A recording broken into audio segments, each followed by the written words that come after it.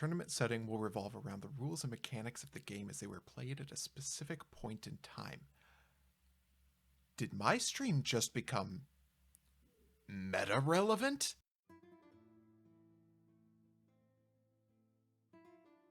Hello, kings, queens, and monarchs of every element. I am the one, the only, the RJB0, also known as RJ the Jank Monarch. For those of you not up to speed on Yu-Gi-Oh! News, over the holiday break, Konami announced something huge. 5 alternate formats that are going to be sanctioned at the OTS level. A couple of them have some novelty value, some of them have a lasting potential for playability, and some of them are Deckmaster. But the one that's gotten the community buzzing the most is Time Wizard, a function where OTSs can roll back time to a particular format, a particular forbidden and limited list, and the card pool when that list was available. This means that all of that alternate format play that's happened on the sidelines of Yu-Gi-Oh! Is now part of the mainstream of the game.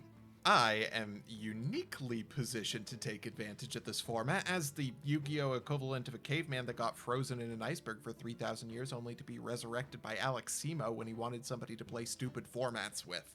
And I have some secrets up my sleeve. I know that all of the other players are going to be flocking to GOAT format, to Tengu Plants, to Edison, to Reaper, but I know the hidden gems of the game, and therefore from now on, every single month on stream, I am going to be playing a different Time Wizard formats to get you all primed for your OTSs. It'll always start with a video right here on YouTube where I tell you the basics of the format, and then you can come over to Twitch where we will be labbing decks, we'll be reviewing replays, and of course I'll be playing against the viewers. And boy do I have some exciting formats for you all. This month, I'm starting it all off with ABYR Rising format, an often overlooked format back in 2012 that I think is one of the best ever. I think 2012 as a year is largely maligned by Yu-Gi-Oh! Players, and mostly for good reason. This was the year of the terrible March 2012 ban list and the infamous Insector wind-up Dino Rabbit format. But many players don't remember that the September 2012 Forbidden Limited list did a phenomenal job of resetting the game. In fact, the September 2012 list may have been one of the best lists of all time. It successfully curbed Dino Rabbit's infinite combo potential as a control deck by semi-limiting Rescue Rabbit and Tour Guide from the Underworld. It made Chaos Dragons not the spectacular surprise it was before by limiting Red MD and banning Future Fusion. It even reined in Insectors and finally, once and for all, got rid of the wind-up hand loop. And what was left over was a combination of all of those decks and many, many more. The flagship event for the entire format was YCS Seattle Tacoma, also known as CTAC. Now I'll admit, I'm a little bit biased in favor of this format because that was the first premiere event I ever attended. And let me tell you, the energy was buzzing that day.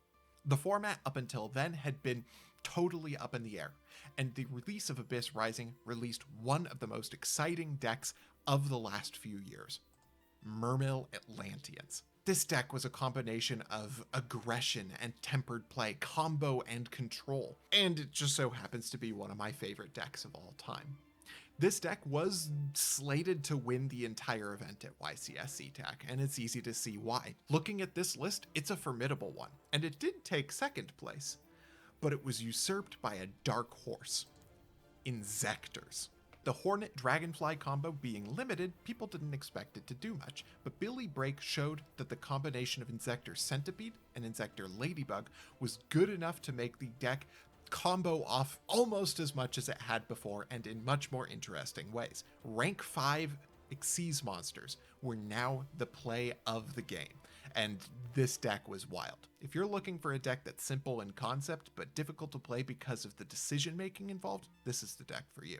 Speaking of decks that were nerfed on the Forbidden list, but were still incredibly formidable, Windups. Oh, Windups. This deck was so cool.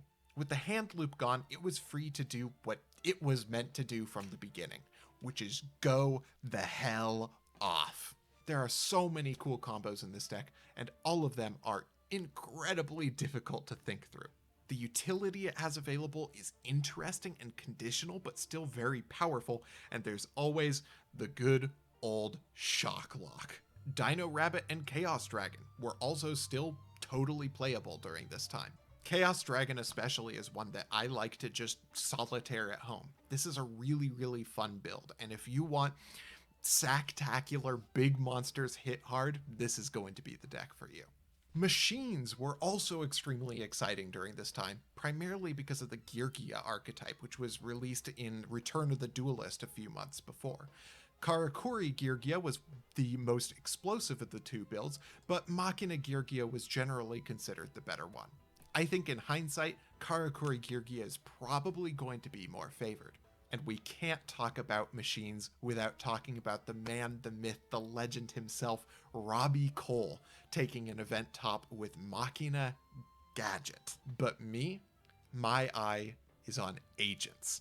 Agents is such a cool deck, one of the most beloved decks in history, with a lot of just wild, unexplored potential to it. This deck is totally unsolved. Nobody had a consensus on how to play this deck, and every single build had a totally different idea of ratios, how to play it. You even see Banisher of the Radiance in this version of it. This deck has so much potential, as does the rest of this format. I'm really excited to see folks break this wide open. So me, I'm going to be focusing on brewing the best agent deck ever conceived of, and I'm really excited to see what nonsense you bring to the table. If you don't know anything about this format, that's perfectly fine. I'm going to have resources in the description below. Included a link to my Twitter thread that includes lists from this entire video, as well as the Forbidden and Limited list and the card pool available during this time. And of course, as you are labbing Abyss Rising format, check out my streams. I am going to be on Twitch at twitch.tv/RJ_the_jank_monarch the entire month, Saturdays from 8 to 11 a.m. PST and Tuesdays at 5 p.m. I'll be playing against viewers, reviewing replays if there are replays to review, and working on my best agent deck. And a pet project machine deck I'm very excited to be resurrecting. I'm going to be honest with you folks, this is one of the most exciting formats for me to review ever, and I'm very happy to be bringing this to all of you. And for those of you who are surprised to see my face on screen again, go and check out the things that got me back into YouTubing: Sealed Showdown on Alex Simo's channel and Junior Journey with MBT. I hope you've been studying up on your chronomancy, because it's time for us to become time wizards.